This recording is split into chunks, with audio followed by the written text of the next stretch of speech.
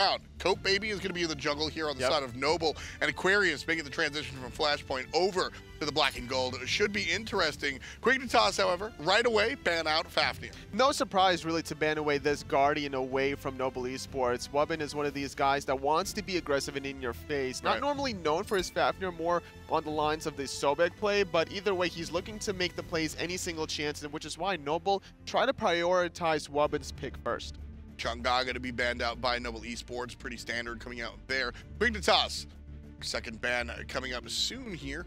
Thinking about it, and it will be Ravin, a selection that has recently driven up the ranks. He'll be the jungle of choice for a lot of players, but not in this game. Noble Esports, they get their last ban of the first phase here, and the option to them decides to go. We're about to find out. It's going to be the Terra. With Fafnir banned, Noble doesn't want the other Guardian of choice. A lot of global pressure out of that Guardian, a lot of control between the root and the stun. Very obnoxious to really deal with, as well as the utility from that ultimate, but leaving behind the Quignitas for Quignitas. Birno is going to be playing that Hunter role. Right, the Quignitas is very, very strong at the moment. Again, I mentioned it last game, not just because of his basic attacks and everything that he has on his first ability, the Chaining of Seasons, but also his control of the team fights. 2-second crowd control with no diminishing returns, very, very big deal. Plus the root, very strong. Khepri will be the Guardian of choice for Wubbin, however, on Noble Esports, and their second selection will be the Bologna, likely to be in the solo lane, but of course a little bit of wiggle room, can play jungle. Aquarius is one of these guys in the solo lane that wants to be aggressive. Surprisingly enough, not going for the Osiris, a little bit more aggression in that terms, but Bologna is a very safe pick. Doesn't really have any losing matchups. That's the key. And that's the, exactly, you just don't want to lose your lane more than you want to win it. Susano, one of the most powerful gods in the jungle here for Quignitas, will be the selection. And the last choice for Quig as they finish up their first phase of picks coming up soon. But the Quignitas and Susano paired up with the Athena, just a lot of control and a decent amount of damage as well. And it's going to be dependent on the mid-mage coming out of Quignitas, how the Susano and Athena will work hand in hand between the mid-jungle support. So far between this Athena and Susano, granted this Athena could be in that solo lane position. Not normally something we see a lot in Season 4, but that's still a viable option. Cupid will be the hunter of choice for Noble Esports. Now, we have seen some Cupid play in the mid lane, so don't write that off just yet, but likely it's going to be a Cupid in Khepri lane. Wowie has really shown how strong he can be on this Cupid, one of his go-to selections when he really wants to dominate, so really expecting to see that character wind up on the long side. Ra, the first ban of the second phase for Noble Esports, will be matched with a Thanatos ban as well. Cope does have a strong executor, so we'll see him take it out.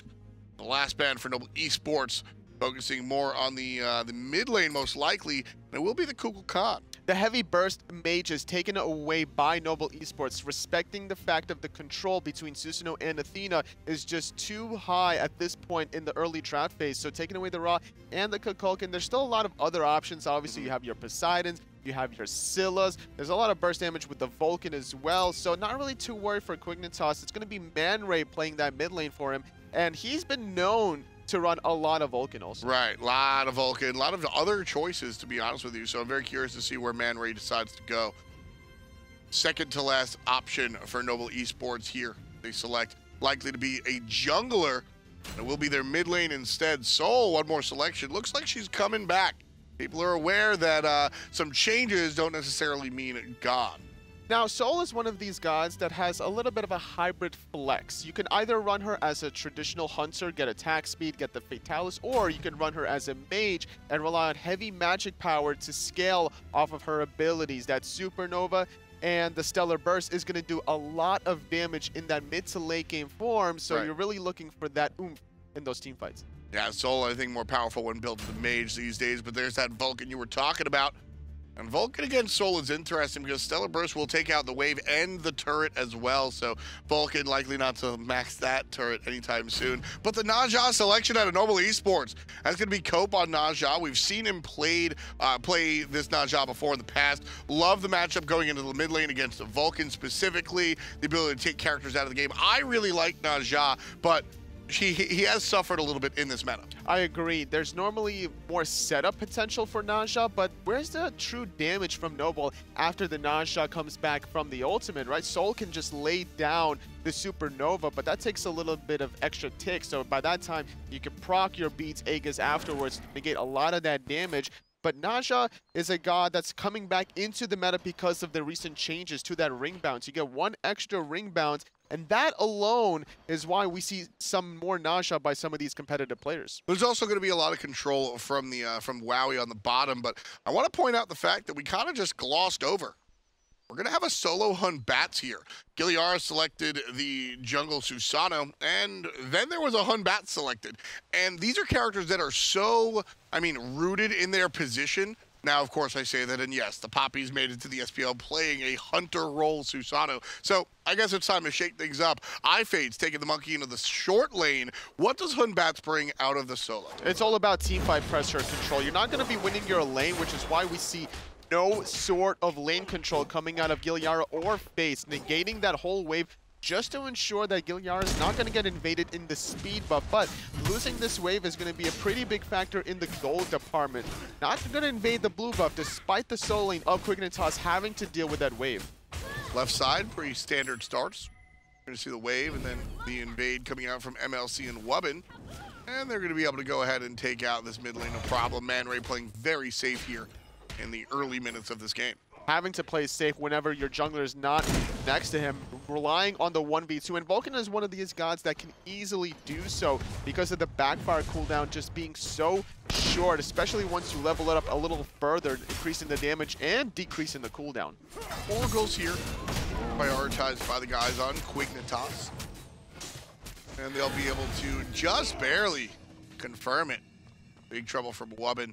Now, Man Ray, we've seen him sort of run around the second tier of the Challenger Cup. Never really number 1, but never really number last either. iFates has shown up here and there, and Fearno, most notably the substitute for the enemy team that wound up coming very close to winning World Championship a number of years ago and hanging out with that team for a long time. Now stepping away from the shadows and trying to make a look for himself. Both of these players between Fearno and Man Ray making a name for themselves. They've both been on the grind very recently, and Man Ray has had some opportunities recently to try to get a little bit higher on, and if his team can perform well today, we're going to see him in the SPL. Yeah, it's going to be a very good look for Fearno.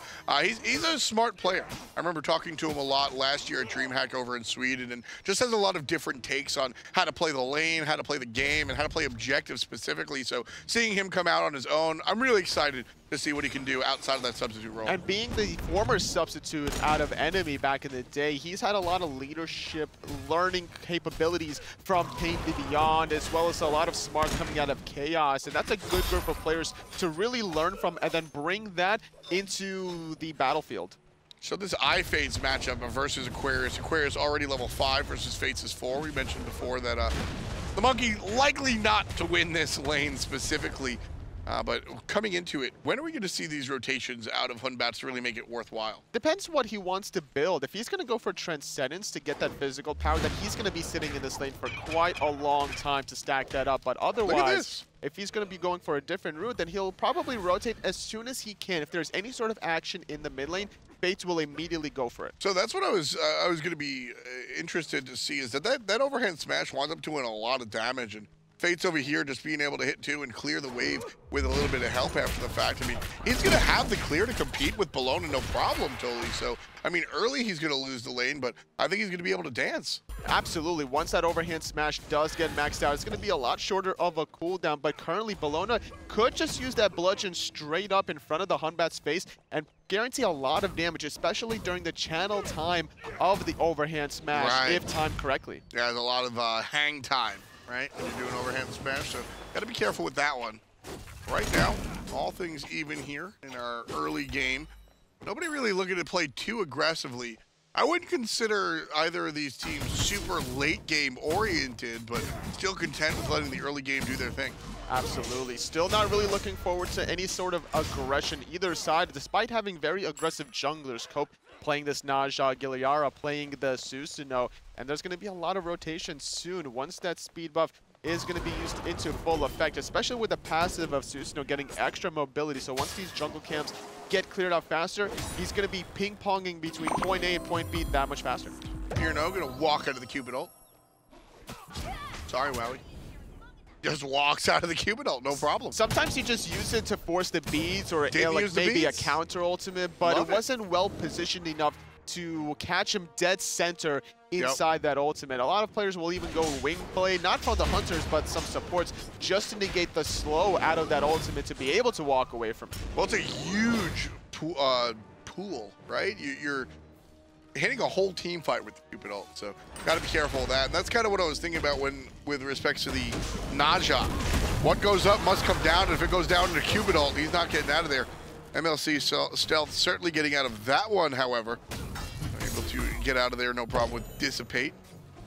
Taking a little bit of damage, having to back to base. That could allow potential rotation in this dual lane coming out of Quignitas, but instead elected to just ping-pong and content with farming, not wanting to pull the trigger quite yet. Vulcan on Man Ray elected to go for a very safe and long build, but in the solo lane, there's nothing safe about this gank. 1, 2, and 3. Fates is going to come down and fall all the way down.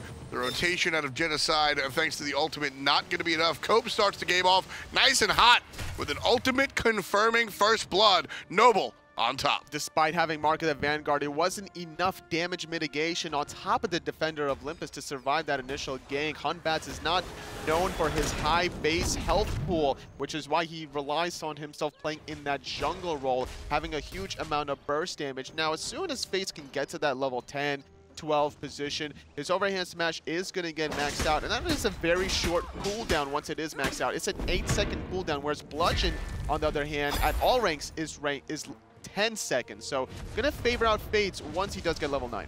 Is able to dance back and forth with those abilities. Certainly a good look. Genocide covers the wave for a little bit, waiting for his monkey to come back alive. Trouble on the left side. That time, Fierno's got to use his beads, and he'll find himself safely underneath the tower. But definitely using that relic. And Cope's going to recognize this all the time around. Now Beautiful using the ult. ultimate. Fates doing a lot of damage. Overhand smash not used quite yet. Eagle's Rally is available, so Aquarius can easily outplay Fates if he positions it correctly. Yeah, that ultimate interrupting the bludgeon. Smart choice right there. And Gilliar with the defensive ultimate saving his hunter. Fierno will head back to base, but he'll head back to base on his own terms rather than the gank that we thought Noble was going to achieve. A lot of defensive ultimates from Quignitas in this last 30 seconds. Noble still having about 4 of their ultimates to be able to maybe go for something around that dual lane side. We see the Oracles are about to respawn. Gold Fury hasn't been touched yet by either side, and that Portal Demon Fire Jump is going to respawn here, or spawn for the first time in 2.5 minutes. Yeah, a little bit close, but I don't know if teams are going to go for it just yet. Oracle's respawning. Noble right in position. Now, I expect these teams to really start ramping things up relatively soon. They're mid-game compositions for the most part. Yes, Man Ray having Book of Thoth, doesn't have boots completed quite yet. He's trying to get those stacks for the extra mana, get the extra power going online as well. And a Vulcan that has a lot of mana pool, he's just going to spam that backfire and meatball. It's such a short cooldown. Not only that, if you hit enemy gods, you're going to be getting that 15% movement speed and 15 MP5 off of his passive. I would have liked to see Naja pay more attention to Man Ray. He still doesn't have boots. Absolutely. Without that mobility, it's very easy for any jungler, not necessarily Naja, yeah. but not only that, if you look at the specific matchup, Naja versus Vulcan, you just ring bounce off of the turret every single time. You were talking about how Stellar Burst can take out the wave and the turret, but there's even more tools for Noble to take advantage.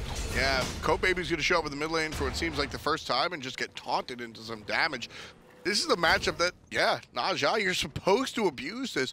Why would Noble opt to play it safe here? Why are we not seeing the aggression? Well, it's also a risk versus reward because Man Ray hasn't positioned himself too aggressively outside his tier 1 tower. He was left alone 1v2 for a majority of the game because both junglers wanted to play really aggressive around that solo lane, invading the blue buff earlier on. Didn't really successfully steal it, but had that pressure to be able to push the wave under the tower. So respecting the fact that, yeah, Man Ray is a vulnerable target, but there are also other vulnerable targets in the early game against Quignitas. Coming up onto 10 minutes here, folks. Nice, easy pace for this one. Gremlins going the way of Aquarius. A lot of work from Genocide all over the map right now. Kind of every time we look at engagement, there's the Athena. Trying to make things happen, but really no full commitment from anybody here on the map. Not quite yet. Still hasn't really been paired up with the Vulcan and the Susanoo because of the lack of boots from Man Ray, but now that he has that completed, we could see some more action coming out of Genocide. Well, there's the action out of the Hunter. Wowie drops the ultimate more defensively than offensively, trying to save the life of his jungler, Cope Baby, who, again, picked up first blood and hasn't really done much of anything.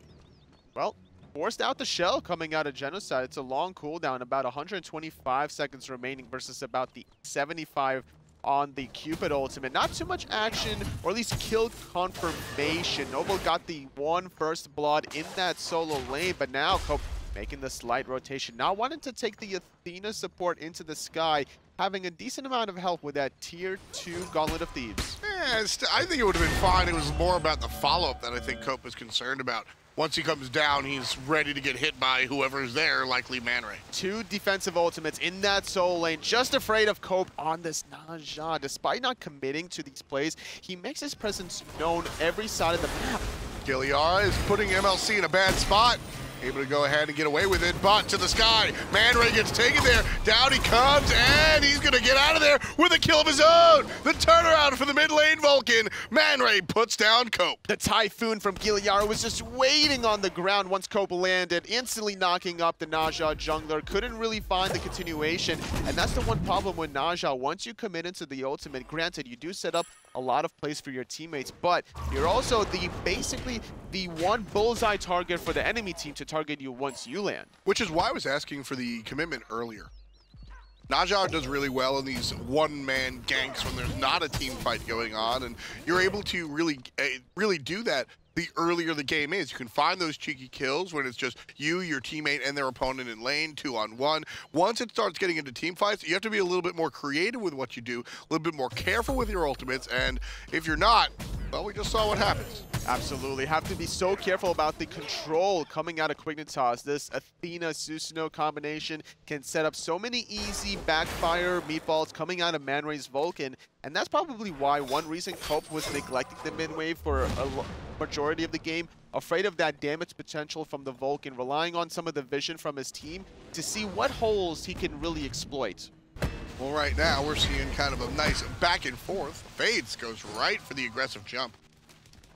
Not going to be a bad thing for him, however, just yet, but still Aquarius just going right for the fight. It's very easy to try to look for these trades, especially on the side of Aquarius. Now, Fates does have a shorter cooldown on his overhand smash, but the damage has just been not there. That Iron Mail coming out of Aquarius, that's going to be that Mystical Mail, has been working very effectively despite Fates finishing off that Breastplate of Valor. So now he's going to have even shorter of a cooldown on that overhand smash. It's going to be actually 6.4 seconds. Right now, still going in the direction of Aquarius, though. I like how Fates is jumping over the hammer coming out from the Bologna player, so he understands this oddball matchup that is a Unbatza versus Bologna, but he's really able to do it. And we can see the build path coming out, the Breastplate of Valor. So likely, unless this next item is Transcendence, I don't think we're going to see it. Nah, it's a little bit too late to go for Transcendence. Yeah. Team fights are about to happen any minute now, and sitting in lane to get those 50 stacks, you're sacrificing about 3 to 4 minutes of farming time, and if you're not going to be in those team fights without the Fear No Evil, exactly. Quignitas are not going to be having a good time. Yeah, so right now we're going to see something different. Maybe the Glad Shield. That's what it's looking like, actually. It could either be that. We could also see the Shifter Shield. Could see the Void Shield specifically, because that extra penetration aura will also synergize very well with Quignitas whenever they dive that backline. I love Shifter Shield as an item. Perhaps a little bit too expensive to buy on the regular, but I think it really is just excellent. When you're healthy, you get more damage. When you're in trouble, you get some help. I think it's a sweet item. Bates, see which direction he opts to go with this itemization choice. Wants to go right back in. Avoids the disarm right there, but Aquarius, unconcerned. He has maxed out Scourge. There's nothing to be worried about, but a lot to be worried about on the left-hand side as Cope having to use that ultimate defensively. Oh, there's the ultimate out of the Cupid. That's offensive as hell. Quignitas is going to be able to walk away, and that's that. No hard commit. Instead, Noble want to not commit on the Gold Fury either. these teams just aren't doing anything. No, not quite yet. Man Ray still holding on to his ultimate. That Earth Shatter is going to be doing a lot of damage. Don't forget MLC Stealth with that Supernova having to have a lot of objective control. So both mid-mages having to be respected before the Gold Fury really gets flirted with, making sure that that target's out of the equation either by killing them or just by straight up getting them out of the team fight, forcing them back to base. So right now, when we look at Noble Esports, they recently walked away from their solo and jungler. When it came down to it, Uzi and Chapo just weren't a fit for the culture of this team. Aquarius and Cope, we'll see how that works out as it's concerned behind the scenes. But right here up front, how do you feel that they're fitting in with the rest of the guys on Noble? Well, I don't know what they're talking about behind the scenes, but so far in 15 minutes of play in their first game in relegations, it hasn't been the worst thing in the world. They found an early first blood off of Cope's rotation. They couldn't really find that secondary win in that team fight in the mid lane because of how much counter engage Quignitas had once Cope landed down, but the communication seems to be on point. Everybody's making the rotations that they need to. The question remains is how well can they engage in these team fights and protect their back line once it starts? We'll see if that's going to be something to be concerned about. Mystical Mail already finished for the Malona. So the slow ticks here in solo lane to match the vibe of the game right now. 16 minutes or just shy of it. 1 kill to 1 kill. Everything all even here. As teams fighting for their SPL spot want to play very, very carefully. One mistake could lead to disaster. Absolutely. So both teams not wanting to take any sort of unnecessary risks. There's always risks involved in making any play, but you want to make the most calculated play possible. And after clearing this wave on the left-hand side, Wobbin and Wowie has the slight timing window to be able to rotate, and there goes the Gold Furies being started. Yeah, this is going to be one of the first big plays of the game here. 50% of the Gold Fury with the ultimate out of the Cupid, but here's the rotation out of Genocide. Popped early, Gold Fury goes the way of Noble, and they're gonna walk away safe and sound. Fates wants to change that. Ultimate comes down, has help from Athena. Might be trouble for Woman, but that be that. Quignitas come up too short, and Noble Esports able to confirm the kill on the Gold Fury. Wobbin not even having to expend his own ultimate on himself. Still available in this team fight, but with the Gold Fury being down, that opens up the Portal Demon as a lot of ultimates were used by Noble trying to get that Gold Fury. So getting back 750 gold on the side of Quignitas, about a 1800 gold lead for the Chaos squad. Nice damage on the Genocide, but no follow-up as Quig pick up a little bit for themselves. Still trailing by over 1,000, so that's a good look if you're a Noble fan at home. Still able to maintain the lead that they've gotten so far. 45 minutes was our last contest. Do you think this one's going to go that late? I mean, the way the game has been currently playing, it could just take one team fight into a deicide. You never really know how these team fights are going to pan out, but if I were to guess, this might be a long game currently. All it took, though, was one wave on the left-hand side to be able to start that Gold Fury. Mid was slightly out of position as well on the side of Man Ray, not able to really steal that one away. And Noble, they get it, the first Gold Fury around the 16.5-minute mark successfully. Noble grouping up here on the right side, looking to catch somebody out of position in the jungle. Genocide might be that guy, but playing it safe here. Oh, the blink over the wall from Cope, looking for Gilly. He's going to be able to get out of there, no problem. Cope, however, holds the ultimate intelligently, so he will have that Windfire Wheels available. That's the name of Naja's ult. It's all about the mind games. It doesn't matter if you're playing Naja or any Guardian. Sometimes it's very easy to tell when that big ultimate cooldown is going to be used, or even the threat of it is going to be used. Having to use the beads, it's better to play safe than sorry. Right, yeah, I mean, he forces out the beads right there, and that's a play option play. That's what's it called, a hit confirm, right? You go in with the sash. If they hit beads, you just walk away and take the win. If they don't, you ult them and you go for the kill, right? You just got to judge it in that moment. Your reaction time has to be really high.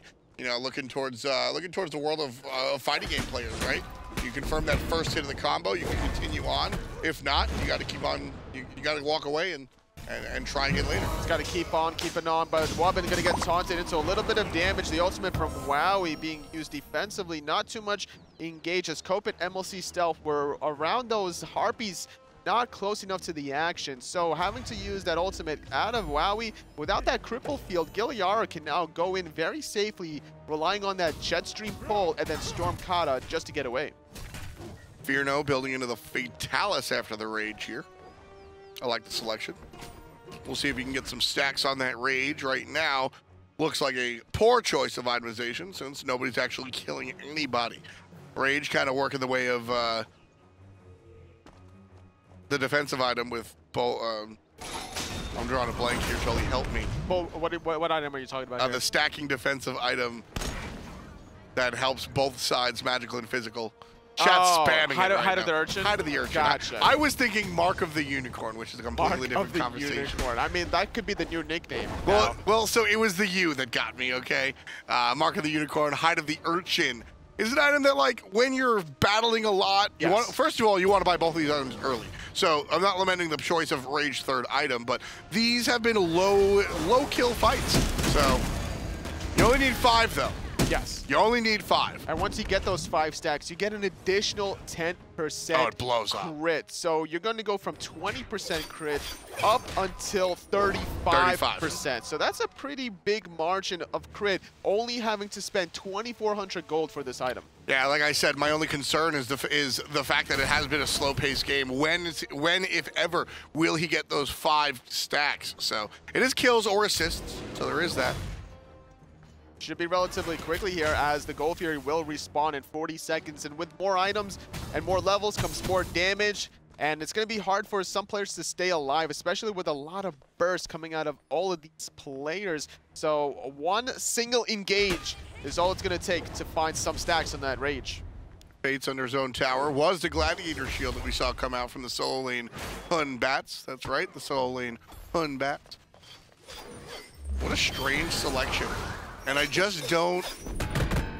I feel like if you're going to go the solo lane Hun Bats, which I actually don't hate, I kind of like it, but I feel like if you're going to go this direction where you have Susanoo and a Fear No Evil, the 10 to 15 minute mark should just be, I guess the 12 to 17 minute mark should just be war all the time. Absolutely. Hun Bats in the solo lane is all about making that rotations and relying on that Fear No Evil, disrupting the team fight instead of the Eagles rally, but not able to really make an impact in these engages. Aquarius going to get taunted in, not too much damage. Stellar Burst slightly off the mark. Have they been too careful, Tony?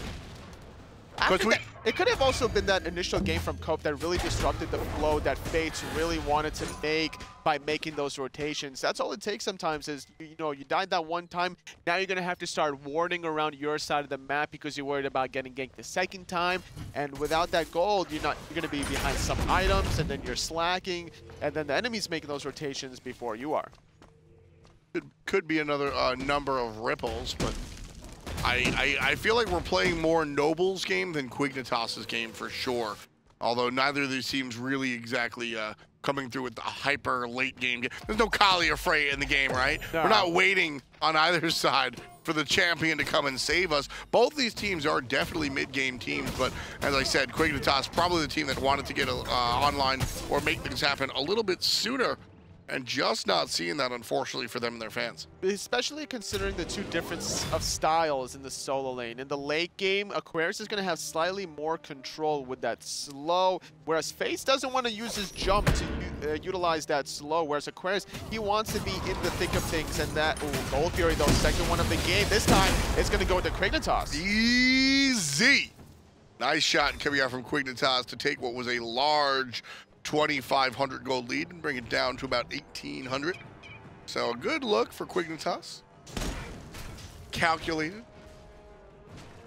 Just one step at a time for our teams here. 23 minutes in, folks.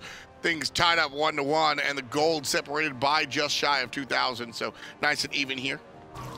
Noble still not looking like they want to go for that Portal Demon. This is something that Quignitas took advantage of last time around. Whenever that Portal Demon is available, you're only going to be utilizing it whenever the enemy team expends too many ultimates on the Gold Fury. But only Man Ray really committed his own ultimate.